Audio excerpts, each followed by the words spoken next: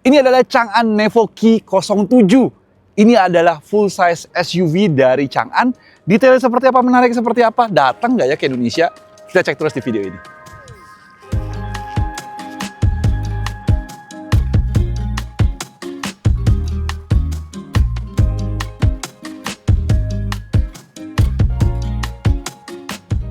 Kita mulai dari segi eksteriornya. Mobil ini cukup besar, 4,88 kalau nggak salah, hampir 4,9 meter. Dia terlihat dari sini. Ya, pilar A-nya agak melandai, tapi pilar C dan D-nya itu dia kelihatan lebih kaku, khas tradisional SUV. Dan gue demennya bonetnya panjang ya. Jadi desainnya agak kayak American muscle, kayak American car banget. Karakter lampunya Chang'an Nevo di sini. Dia full LED teknologi di sini dengan lampu yang bertingkatnya. Seperti biasa, kalau mobil-mobil Tiongkok sudah canggih, ada radar, ada kamera, sensor parking, dan kebetulan versi ini sudah dilengkapi dengan LiDAR juga, dengan ada sensornya di bagian depannya. Di bagian sampingnya, dia juga lagi-lagi dilengkapi dengan kamera lagi, NFC untuk membuka pintu, dan kalau kita lihat lagi ke bagian belakangnya, ini clean ya, cuman bagian belakang pilar C-nya dikasih aksen dikit. Ini punya karakterisasi khas Nevo. Lampunya kayak C, tapi begitu nyala semua ini jadi kayak apa ya, kayak kotak gitu. Di belakangnya lebih clean, di bawahnya lebih clean. Atasnya juga masih ada kamera lagi untuk spion dan parkir.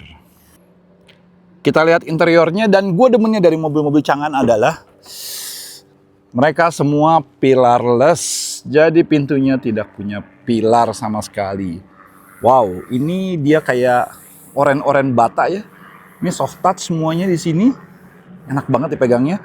Bukaan pintu sudah elektrik, tapi ada bukaan pintu manual juga di bagian bawahnya. Dan ini interiornya.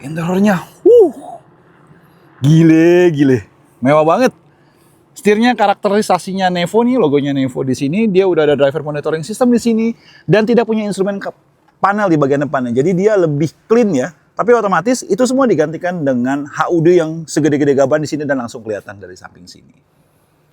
Ke bagian tengahnya kita lihat layar display 15,4 inchinya juga sudah mengadopsi apa yang mereka sebut dengan sunflower configuration atau sunflower screen.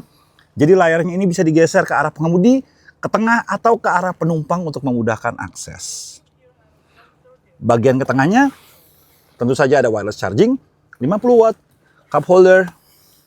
Di bagian tengahnya juga sudah ada center console, dan kalau kalian lihat bagian bawahnya sini sudah ada USB port 3 biji dan langsung di sini ada. Bagian atasnya dia nggak ada sunroof bagian depannya, tapi langsung panoramic roof sampai ke bagian belakangnya. Kita lihat lagi ke interior bagian belakangnya, lagi-lagi bagian pintunya sudah pilarless. Kalau kita masuk ke bagian belakangnya, wow, ini mewah banget ya. Dia sudah dilengkapi dengan meja untuk bekerja, dan mejanya solid. Biarpun lagi-lagi menurut gue mejanya ini banyak common part dengan mobil-mobil lainnya. Tombol-tombolnya juga kerasa premium sekali.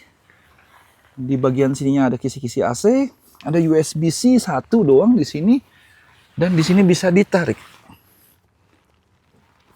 Nah, menjadi seperti ini.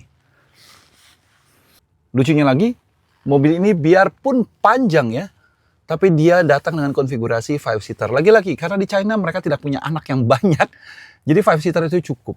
Mari kita lihat bagasinya seperti apa. Mari kita lihat bagasinya si Q07.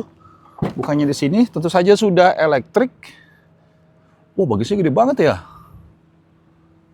Ini kalau kita lihat di bagian bawahnya sini ada toolkitnya segala macam, tire repair kitnya. Ada mungkin subwoofer sebelah sini, ada hook. Pengaturan kursinya masih bisa di recline sedikit, masih ada 12 volt di sini.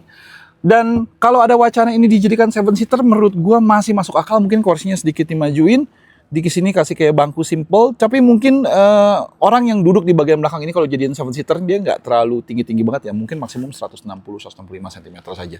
Karena lantainya agak tinggi, kursinya otomatis dibikin harus agak di bawah. Gimana menurut kalian?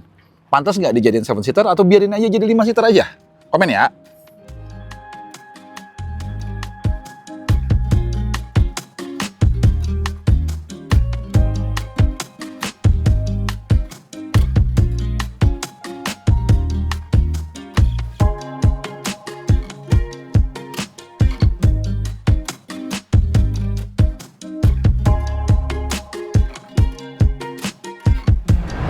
Oke, sekian kira-kira review singkat ya mengenai si Chang'an Q07 atau Chang'an Nevo Q07 ini.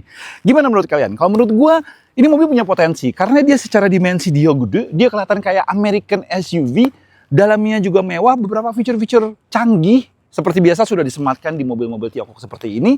Dan ada potensi juga mobil ini kalau masuk Indonesia mungkin konfigurasinya nggak 5 seater. Jadiin 7 seater mungkin. Akankah lebih menarik? Tentu saja. Tapi balik lagi, mobil ini saat ini cuma ada di Tiongkok, belum masuk Indonesia. Kalaupun masuk Indonesia, harganya kira-kira yang pantas berapa ya? Tulis di komen ya.